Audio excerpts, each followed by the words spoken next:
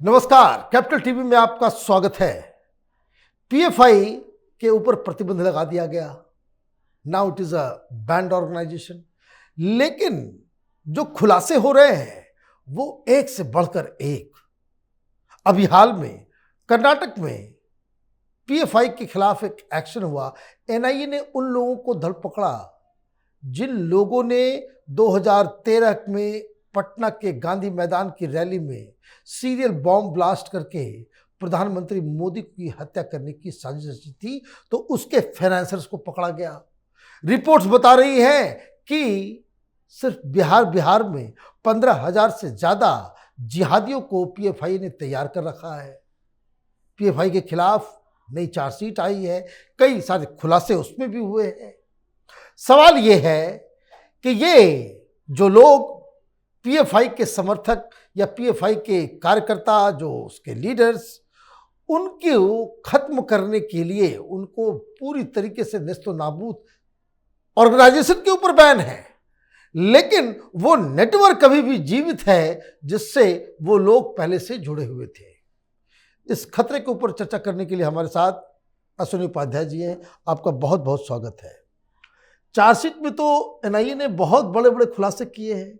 ये हमारे देश के अंदर इतने सालों से ऑपरेट कर रहा है इस तरह का ऑर्गेनाइजेशन। सीए का प्रोटेस्ट होता है, मालूम चलता है कि तमाम पॉलिटिकल पार्टीज पीएफआई के समर्थन में खड़ी हो जाती है। तथा कथित सामाजिक कार्यकर्ताओं की पूरी भीड़ लग जाती है। बड़े वकीलों खड़े जाते हैं, बड़े बड़े वकील खड़े हो जाते हैं बाकायदा उसको डिफेंड करने के लिए। ये हम कब तक अपने आस्तीनों में सांप को पालेंगे? देखिए मनीष जी, पहले सिमी संगठन था, सिमी बंद हुआ तो पीएफआई बन गया। पीएफआई सेम लोग, वही लोग। पीएफआई बैन हुआ है, एक्टिविटी बंद नहीं हुई है। एक्टिविटी बंद नहीं हुई, यही। अब वो डीएफआई बन गया है। कल को डीएफआई बंद हो जाएगा, हो सकता है कुछ और बन जाए। जब तक इनकी फंडिंग नहीं बंद होगी, विदेशी फंडिंग, खासतौर पे खाड़ी देशों जो हवाला की फंडिंग आ रही है, जब तक वो बंद नहीं होगी और जब तक इसमें से 10-20 को फांसी नहीं होगी तब तक खौफ नहीं होगा। ध्यान रखिए, ये बिल्कुल पते की बात। जब तक फांसी नहीं होगी, जब तक ये हमारा जो जस्टिस सिस्टम है ठीक नहीं होगा, जब तक सुप्रीम कोर्ट खुद एक जुडिशियल चार्टर नहीं बनाएगा कि एक एक साल के अंदर मैटर हमें डिसाइड करना है, तो ये सुप्रीम कोर्ट कब ये सब काम करेगा? जब किसी सुप्रीम कोर्ट के जज को पीएफआई वाले उड़ा देंगे तब? मैं यही तो कह रहा हूं कि सुप्रीम कोर्ट, सरकार की अपनी ड्यूटी है जांच करना, जांच करके चार्जशीट फाइल करना। एनआईए ने कर दिया ना, जांच किया, जांच कर चार्जशीट फाइल कर दिया। लेकिन वो मुकदमा कितने दिन में चलेगा, कितने जल्दी खत्म होगा, ये ड्यूटी किसकी है? सुप्रीम कोर्ट की, हाई कोर्ट की, हमारी अदालतों की। क्या फैसला होगा, क्या उस पे और उसमें सजा कैसे चलेगी, वो सुप्रीम कोर्ट तय करेगा। वो मैं तो बार बार ये कहता हूं, सजा कॉन्करेंट होगी या कॉन्जेक्टिव होगी। कहने का मतलब, मान लीजिए 10 धारा में मुकदमा चल रहा है, एक धारा में 5 साल की सजा है, दूसरे धारा में 3 साल की सजा है, चौथी धारा में 8 साल की सजा है। अब ये सुप्रीम कोर्ट एक डिक्लेयर कर सकता है कि ऐसी एक्टिविटीज में, जितने मतलब एंटी नेशनल एक्टिविटी में, इसमें सजा एक साथ नहीं चलेगी, बल्कि एक खत्म होगी, फिर दूसरी चलेगी, फिर तीसरी चलेगी, फिर चौथी चलेगी। तो उससे मतलब क्या हो, 8 साल हो या 16 साल हो। हाँ, मान लीजिए 5 धाराओं में उसको अपराध सिद्ध हुआ, हाँ, तो 5 धाराओं में सम टोटल 24 साल है तो 24 साल देना चाहिए। नहीं तो अभी का कानून जो है वो कहता है कि जो सबसे ज्यादा हो बस उतना ही। मतलब अगर 5 साल, 5 धाराएं लगी हैं, एक धारा में 5 साल सजा है, तो 2 तरीका है, या तो टोटल 5 साल हो जाए, दूसरा है कि 25 साल हो जाए। कम से कम सुप्रीम कोर्ट का इनिशिएटिव लेना चाहिए। मेरी पीआईएल चल रही है सुप्रीम कोर्ट में, मैंने यही बोला हुआ है कि आप डिक्लेयर करिए कि कम से कम ऐसे मामले में जो देश के खिलाफ है, देशद्रोह का मामला है, भ्रष्टाचार का मामला है, हवाला का मामला, जहां काला धन का मामला है, जिससे की वजह से पूरे देश को डिस्टेबलाइज किया जा रहा है। भाई ये पीएफआई वाले कर क्या रहे? जगह जगह मदरसा खोल रहे, ये पीएफआई वाले जगह जगह मस्जिद बनवा रहे, मस्जिदों में अपने आदमी रख रहे हैं। शुक्रवार को जुमा के बाद जो नमाज के बाद जो लेक्चर होता है, वो पीएफआई के लोग अपने लोगों को बैठा रहे, तो स्वाभाविक सी बात हो पीएफआई वाली भाषा बोलेगा। नाम का होगा मौलवी होगा, लेकिन एक्टिविस्ट होगा पीएफआई का, भाषा बोलेगा पीएफआई का। अभी टीवी की डिबेट में आप देख लीजिए कितने सारे पीएफआई के लोग बैठे रहते हैं, हर जगह कई सारे मुस्लिम स्कॉलर बन के आते हैं, कोई हाँ। कुछ धर्मगुरु बन के आते हैं, क्या क्या बन के आते हैं। एक्चुअल में वो सारे पीएफआई के पेड लोग हैं, सब उनको पैसे मिलते हैं पीएफआई से। तो ये जो बड़ा खतरा बना हुआ है, इसमें सरकार के साथ साथ सुप्रीम कोर्ट दोनों को अपनी भूमिका निभाना पड़ेगा। सुप्रीम कोर्ट की ड्यूटी ये नहीं है कि बाकी सब देखते रहे ये करते। सुप्रीम कोर्ट की ड्यूटी है कि अगर देश के किसी कोने में कोई आतंकवादी घटना हो रही है, उस आतंकवादी को 6 महीने के अंदर सजा होनी चाहिए। भाई आप देखिए, आप इस सब केसेस में इतना टाइम लगा देंगे, सेम सेक्स मैरिज के लिए आप जो है मैं बार बार स्पीड कर देंगे। मैं तो कह रहा हूं कि सुप्रीम कोर्ट को एक पावर है आर्टिकल 142 की, राइट। वो पावर देश में किसी को नहीं है, राष्ट्रपति को भी नहीं है, प्रधानमंत्री को भी नहीं है, लेकिन सुप्रीम कोर्ट के जजेस को एक आर्टिकल 142 की पावर है। वो पावर ये है कि जस्टिस के लिए आपको जो करना है करिए। सुप्रीम कोर्ट इतने सारे मामलों में सुओ मोटो लेता है, सुप्रीम कोर्ट बाकी और मामलों में, सुप्रीम कोर्ट आतंकवाद, अलगाववाद, नक्सलवाद, माओवाद की कमर तोड़ने के लिए सुओ मोटो क्यों नहीं ले रहा? सुप्रीम कोर्ट ऐसे मामलों को फास्ट ट्रैकिंग करने के लिए कोई पॉलिसी क्यों नहीं बना रहा? बहुत बड़ा सवाल आपने खड़ा भाई, किया। सुप्रीम कोर्ट के पास जो अनब्रिडेड पावर है, असीमित शक्ति मिली है आर्टिकल 142 में, किस लिए मिली है? बाकी अरे भैया, आतंकवाद देश के लिए बहुत बड़ा खतरा है, अलगाववाद देश के लिए बहुत बड़ा खतरा है, माओवाद देश के लिए बहुत बड़ा खतरा है, खालिस्तान देश के लिए बहुत बड़ा खतरा है, नक्सलवाद देश के लिए बहुत बड़ा खतरा है, जिहाद देश के लिए बहुत बड़ा खतरा है, बांग्लादेशी देश के लिए बहुत बड़े खतरे हैं, रोहिंग्या देश के लिए बहुत बड़े खतरे हैं। तो इनके मैटर को फास्ट ट्रैक करने की ड्यूटी किसकी? प्रधानमंत्री की नहीं है।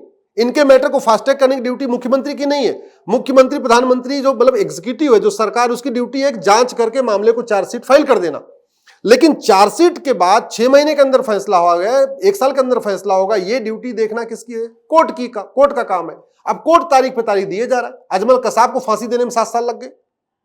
मैं इसलिए बार बार कह रहा हूं, ये समझना पड़ेगा, ये पीएफआई नाग है एक, आप और बहुरूपिया है। इसको आप खत्म करोगे तो अलग दूसरे रूप ले लेगा।